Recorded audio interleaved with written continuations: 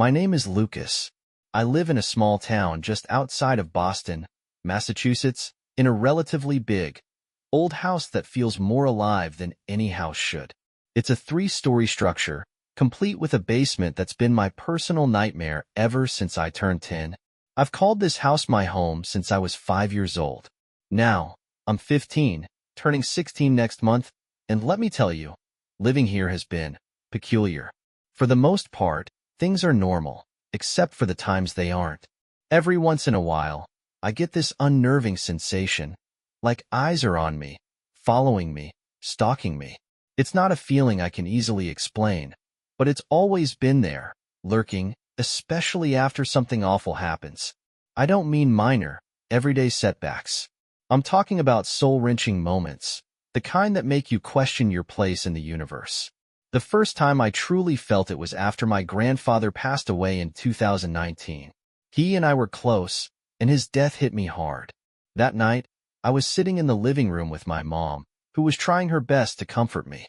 I'll never forget the way the shadows seemed to deepen around the staircase leading to the second floor. As she hugged me, my gaze wandered over her shoulder, and I saw it. Standing partially obscured by the TV, which was positioned just in front of the staircase, was something that barely resembled a person. It was tall, unnaturally so, and painfully thin. Its limbs looked like they could snap with a touch, and its skin was pallid, almost translucent. Imagine a creature like SCP-096, but stripped of its overt terror, more uncanny than horrifying.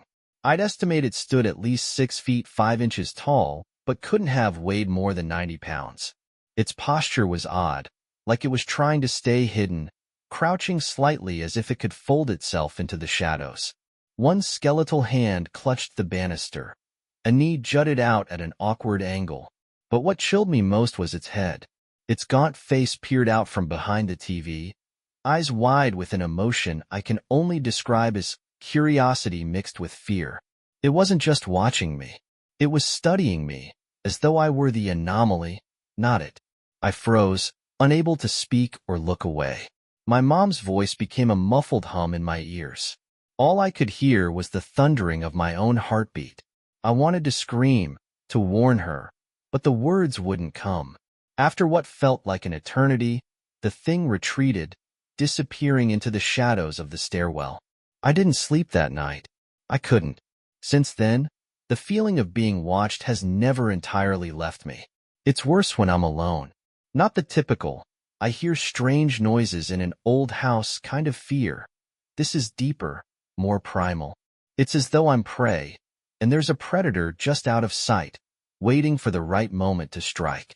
Last night was one of those nights. My dad works the night shift, leaving me home alone often.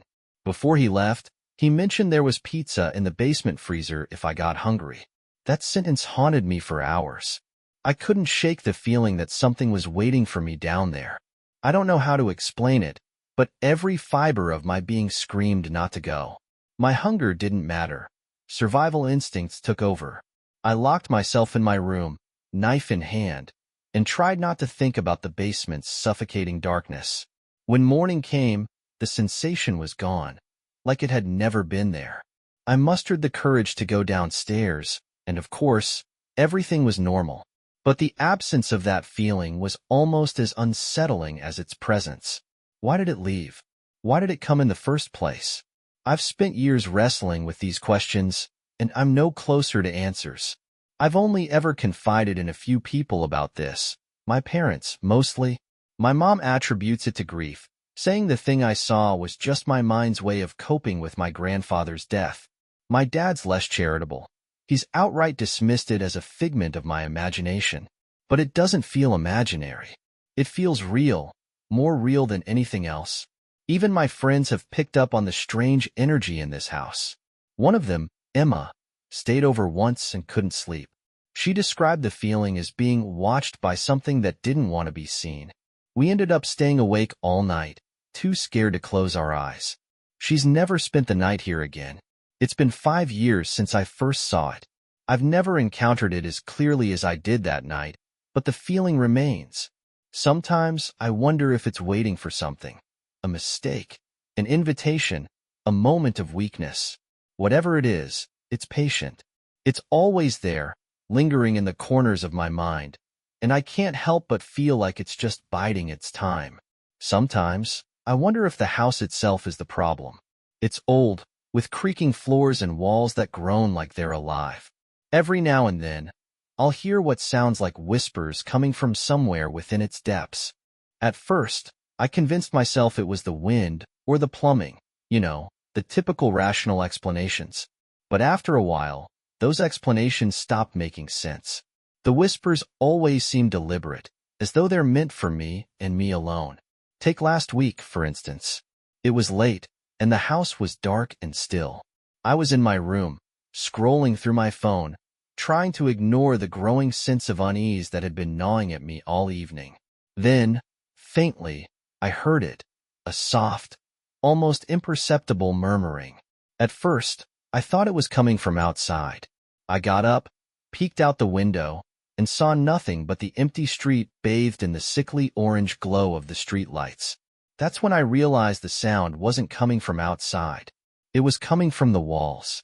I pressed my ear against the drywall, heart pounding so hard I could feel it in my throat. The whispers grew clearer but remained unintelligible, like a language I couldn't understand. They weren't threatening, exactly, but they carried an unsettling cadence, as though whoever, or whatever, was speaking didn't want to be heard but couldn't help itself. I backed away, trying to convince myself it was nothing, but deep down, I knew better. I didn't sleep that night. Instead, I sat in bed with every light in my room turned on, clutching the same kitchen knife I always kept nearby when the fear got too intense. That's become my routine on nights like these. Lights on, knife in hand, ears straining for the faintest sound of movement. The basement, though, is a different beast altogether. If the rest of the house feels alive, the basement feels malevolent. It's the kind of place that makes your skin crawl the moment you step foot inside. The air is damp and heavy, carrying a faint but persistent smell of mildew. The light switch is at the top of the stairs, but it only illuminates a single, dim bulb that casts more shadows than light. Walking down there feels like descending into another world, one where the rules of reality don't quite apply. There's an old, rusted furnace in the corner that groans to life every so often, its clanking noises echoing ominously. The freezer where my dad keeps the pizza is on the far side of the basement, meaning I'd have to cross the entire space to get to it. On good days, I can manage it, though I never linger longer than necessary. On bad days, like last night, I can't even bring myself to open the basement door. What scares me most is the feeling of being watched, not just by the thing I saw on the stairs all those years ago, but by the house itself. It's as though the walls have eyes, and they're always watching, waiting. I've tried to explain this to my mom, but she brushes it off as anxiety. "It's just an old house, Lucas," she'll say, her voice filled with forced reassurance. But old houses don't feel like this. They don't make you afraid to breathe too loudly, or to turn your back for even a second. Then there are the dreams. They started not long after I saw the thing on the stairs.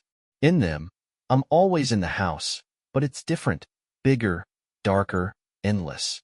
The walls stretch and twist, forming corridors that lead to nowhere.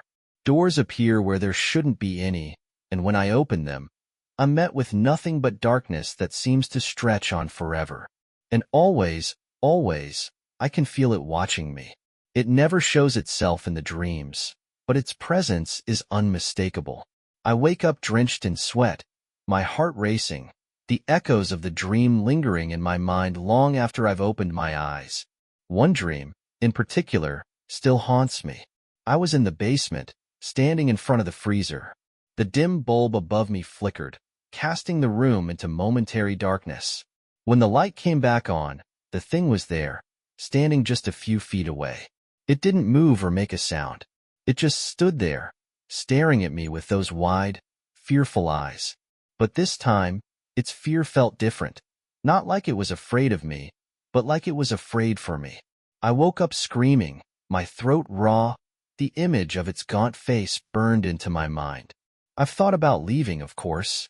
I've fantasized about packing my bags and never looking back. But where would I go? This house is my home, for better or worse. And besides, a part of me wonders if leaving would even help. What if it's not the house that's haunted? What if it's me? So I stay, living with the fear, the whispers, the dreams. I've learned to adapt, to survive. But I know, deep down, that this thing, whatever it is, isn't done with me yet. It's waiting, just like I am, for whatever comes next. I remember the first time I tried to confront the whispers, the feeling of being watched, the lurking presence that seemed to permeate every corner of the house. It was a Saturday afternoon, and the sun was shining brightly outside. I thought that maybe, just maybe, the light would offer some sort of protection, some clarity. Armed with a flashlight, I decided to explore the basement, the one place in the house that truly terrified me. As I descended the creaking wooden stairs, each step seemed to echo louder than the last. My heart pounded in my chest, a relentless drumbeat that matched the rhythm of my shallow breaths. The dim bulb at the top of the stairs barely illuminated the space, leaving most of it cloaked in shadow. I turned on my flashlight, its narrow beam cutting through the darkness, and began my search. The basement was cluttered with forgotten relics of the past. Old furniture draped in dusty sheets, boxes stacked haphazardly, and a broken rocking chair that looked like it hadn't been touched in decades.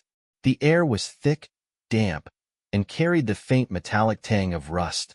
As I moved deeper into the room, I couldn't shake the feeling that I was intruding, like I had stepped into someone else's domain. "Hello?"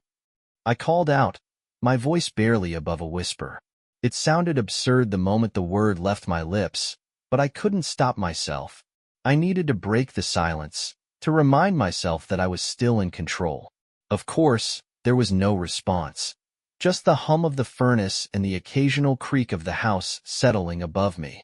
I worked up the nerve to approach the freezer. It stood against the far wall, its once white exterior now yellowed with age. My hand trembled as I reached for the handle, half expecting something to lunge out the moment I opened it. But when I lifted the lid, all I found was what I'd expected: frozen pizzas, bags of vegetables, and ice-encrusted containers. I let out a shaky breath, feeling a small wave of relief.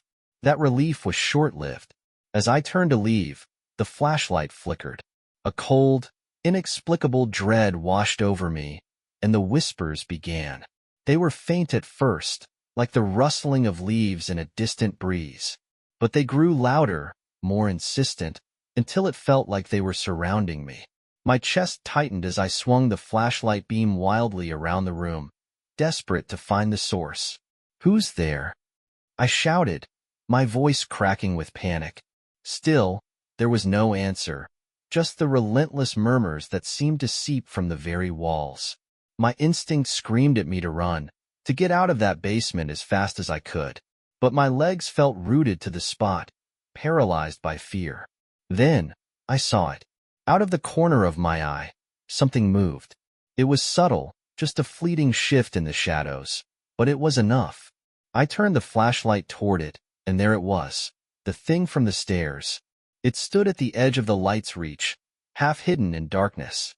Its gaunt face and hollow eyes were just as I remembered, but now, there was something else in its expression, something almost mournful. "What do you want?" I asked, my voice barely a whisper. The thing didn't respond. It just stared at me, its head tilting slightly to one side as if it were trying to understand me.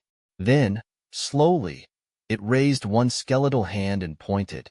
My heart nearly stopped as I followed its gesture, the flashlight beam landing on the far wall. There, scrawled in what looked like charcoal, were words I hadn't noticed before. "Leave now." The message was crude, the letters jagged and uneven, as though they had been written in a hurry. My mind raced, trying to make sense of what I was seeing. Who had written it? And why? Before I could think too deeply, the flashlight flickered again, plunging the room into brief darkness. When the light came back on, the thing was gone. I didn't waste any time. I bolted up the stairs, taking them two at a time, and slammed the basement door shut behind me. My chest heaved as I tried to catch my breath. The words on the wall burned into my memory. I didn't tell anyone about what I saw, not my parents, not my friends. Who would believe me? That night, the dreams came back. They were more vivid than ever, filled with endless corridors, shadowy figures, and that same mournful presence. But this time, there was something new. A voice, faint but distinct, repeating the same phrase over and over. It's not safe. It's not safe. It's not safe. I woke up drenched in sweat, my pulse racing. The house was silent, but the words lingered in my mind. I couldn't shake the feeling that whatever this thing was, it was trying to warn me. But warn me about what? And why? For the next few days, I avoided the basement entirely. I kept to my room, surrounded by light, trying to convince myself that I was imagining things. But deep down, I knew the truth. The house wasn't just old or creepy. It was alive, and it was trying to tell me something. I just didn't know if I wanted to listen. Over the next few weeks, the warnings became impossible to ignore. The whispers grew louder, the dreams more vivid. Even during the day, I couldn't shake the feeling of being watched. I'd glance over my shoulder and catch fleeting glimpses of movement in my peripheral vision, only to find nothing there when I turned to look. Whatever was in this house with me, it wasn't hiding anymore. It wanted me to know it was there. The breaking point came on a stormy night in late October. The rain lashed against the windows, and the wind howled like a chorus of mournful voices. My parents were out, leaving me alone in the house once again. I was in my room, trying to distract myself with a movie, when the power went out. The sudden darkness swallowed the room, leaving only the faint glow of my phone screen to light my surroundings. I sat there, frozen, straining to hear anything over the sound of the storm.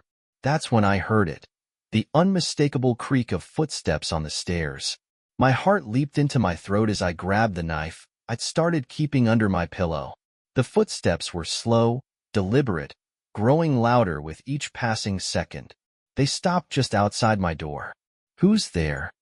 I called out, my voice trembling. There was no response,